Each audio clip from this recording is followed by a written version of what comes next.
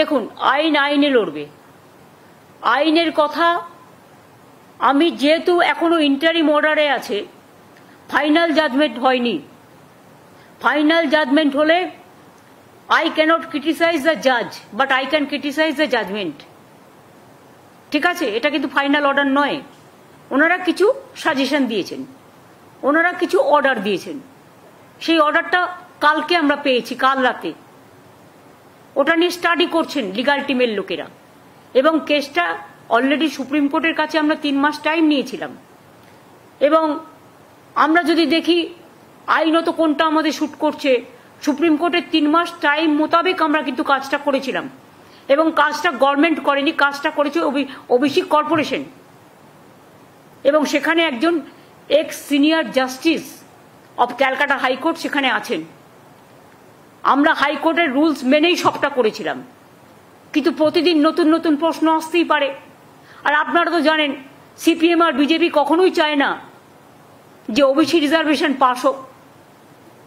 এটা তো গরিব লোকেদের জন্য, এটা তো ইকোনমিক ব্যাকওয়ার্ড ক্লাস, যারা সোশ্যালি ব্যাকওয়ার্ড, যারা ইকোনমিক্যালি ব্যাকওয়ার্ড। শিডিউল কাস্ট ভাই বোনদের জন্য রিজার্ভেশন আছে, আমরা চাই থাকুক। ট্রাইবেলদের জন্য রিজার্ভেশন আছে, আমরা চাই থাকুক। যারা এখানে 33% লোক বাস করে, আমরা তো করিনি, দেশভাগের সময় থেকেই আছেন, তাদের অধিকার আমরা কি করে কাটবো? তাদের সম্পত্তি কাটতে হবে, তাদের চাকরি কাটতে হবে, তাদের শিক্ষা কাটতে হবে। তাদের আপনারা মানুষ হতে দেবেন না, মানুষের মতো মানুষ হিসেবে গড়ে তুলবেন না। তাও যেটা করেছিল তাতেও আপনাদের বলেছিলাম, তার মধ্যে 60 কাস্ট ছিল নন মুসলিমস। মুসলিম দেখলে আপনাদের গায়ে জ্বালা করে, সেটা আমি জানি। তা নেতাজি সুভাষচন্দ্র বোসের রাইট হ্যান্ড কে ছিলেন? শাহনওয়াজ খান। আপনারা বলতে আমায় বাধ্য করছেন। তাজমহল তো তৈরি করেছিলেন কে? শাহজাহান। কি করে ইতিহাসটাকে মুছবেন বলুন? গান্ধীজি কি বলেছিলেন? ঈশ্বর ও আল্লাহ তেরে নাম সবকো সুমতি দে ভগবান। নজরুল কি লিখেছিলেন? হিন্দু নর মুসলিম ওই জিজ্ঞাসে কোনজন, কান্ডারি বলো ডুবিছে মানুষ সন্তান মোর মার। ভুলে গেছেন?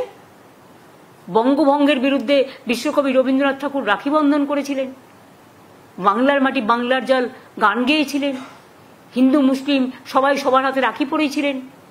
আমরা সব ধর্ম, সব বর্ণ, সব জাতি সবাইকে আমরা মান্যতা দিই, সম্মান করি। কিন্তু আপনারা যদি মনে করেন আপনারা যেটা ঠিক করবেন, কে কি খাবে, কে কি পড়বে, কার কি সম্পত্তি দখল করবেন, কার কি ভাষা দখল করবেন, কার কি চাকরি দখল করবেন, একেতে মানুষ পায় না। চাকরি সৃষ্টি হচ্ছে আর আপনারা বাধা দিচ্ছেন। একটা করে পিল আর কিল খেচ্ছে, পিল করছেন আর একটা করে কিল খাচ্ছেন, নিজেরা খাচ্ছেন। এটা কিন্তু আপনাদের ওপর বর্তাবে।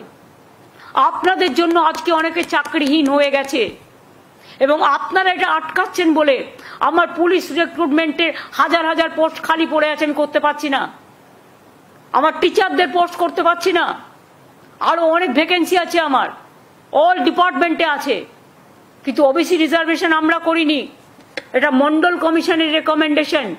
ভিপি সিং যখন প্রাইম মিনিস্টার ছিলেন, মনে রাখবেন, বা ভিপি সিং লড়াই করেছিলেন, তখন কিন্তু বিজেপিও ভিপি সিং এর সাথে ছিলেন।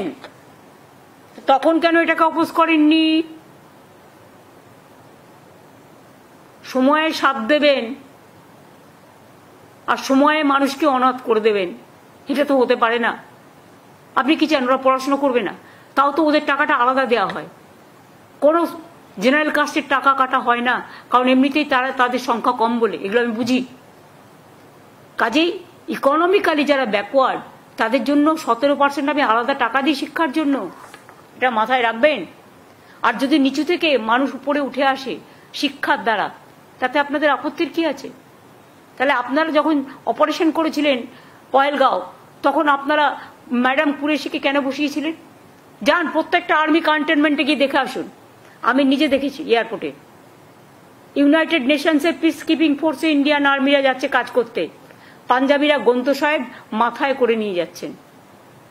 মনে রাখবেন, সব জায়গায় কিন্তু সব ধর্ম পালন করতে দেয়। এটা ওদের বৈশিষ্ট্যতা, এটা ওদের বিচিত্রতা। বৈচিত্র্যের মধ্যে ঐক্য। প্রত্যেকটা ক্যান্টনমেন্টে মন্দির আছে, মসজিদ আছে, গুরুদ্বারা আছে, গির্জা আছে। আরো যদি অন্য কোনো বৌদ্ধ ধর্ম